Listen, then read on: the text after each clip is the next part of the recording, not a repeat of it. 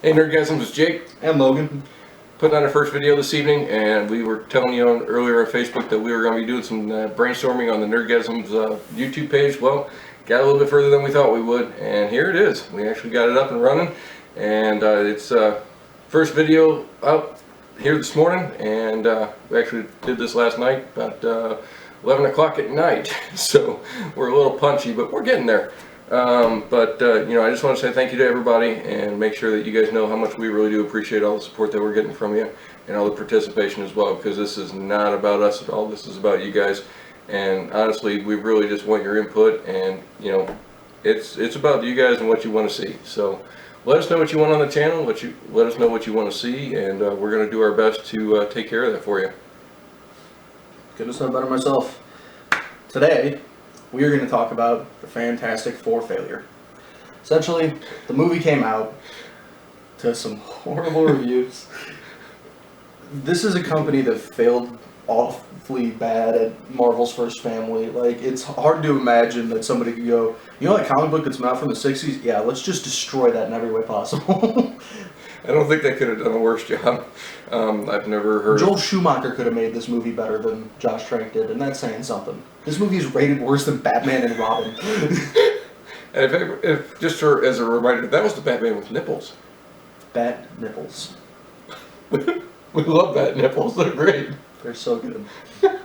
I love me some bat nipples in my movie. But anyway, pretty much the director came out on Twitter and essentially disowned the movie right before it came out, which is usually never good for any franchise. To have the guy who made the movie come out and go like, nah. I'm okay. Let's not do that. Can we forget that I did that? Is that okay? We'll scratch that off the list. We'll be alright. Move on. Apparently they changed Victor Von Doom's last name in the movie. He is Victor Domnishev. Because that makes sense. And also apparently the white invisible girl now has a black brother. That did seem strange to me as well. I'm not entirely sure how they're planning on explaining that, but apparently one of them's adopted, which, I mean, hey. That's okay. I'm okay with it, but if they explain it. At the same time, it's going back to the whole, you know that 60 years of comic history we have? Yeah, forget that. We're okay. We don't need none of that. It's all good. We're going to do what we want to do with this movie. It's just, when you sit down and think about it, and think real hard for a second, imagine the fact that Fantastic Four, Rise of the Silver Surfer, with Galactus the Cloud, was a better movie than this. Just let that sink in for a minute. That Galactus the Cloud, purple cloud, was better than anything. This movie makes Howard the Duck look good. And I don't know if I go that far. Dude, I mean, honestly. Howard the Duck, bestiality at its finest. I mean, you gotta realize that this movie is worse than Howard the Duck. That's a whole new level of situation there. I'm not sure we're prepared for that yet on our first episode of Nerdgasms.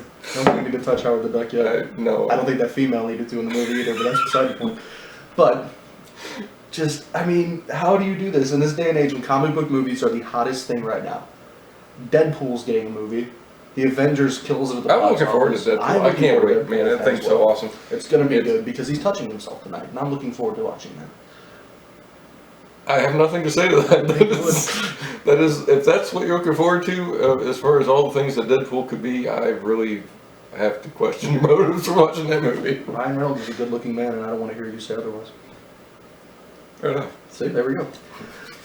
But, I mean, in this day and age, when every comic book movie they crank out, Ant-Man made over $100 million. A movie about a dude who gets tiny. Honey, I Shrunk the Kids of comic book movies did better than Fantastic Four. They go to space. A movie about a man who gets tiny. Yep. They could have just called that The Cool Pool Boy. They could have. They very well could have. I don't think I want to watch that one, though. I think we're getting on a different level. I think we might be. Alright. Either way, that's all for now. Let us know what you guys think about the new Fantastic Four movie. I'm not entirely sure, what to think about this thing yet. It seems like a very big travesty in itself because they've always been a staple of Marvel, and they've really essentially killed it with every single one that they've ever done. It's just not cool in any way you slice it. But that's kind of my opinion. When you murder a franchise that badly, it just doesn't make much sense. In 10 years, they'll come out with a dark, gritty version with Heath Ledger in it. That's the only way they're going to save this movie, and that's unfortunate because he's not around anymore. Okay. Just saying, man. That's what did it for Batman. And nipples. We had to save Bat it from nipples. the nipple. But who doesn't love bat nipples? I love bat nipples. Bat nipples. Alright, guys. Thanks for watching. Have a good one, guys. Click the subscribe button. We'll see you guys later.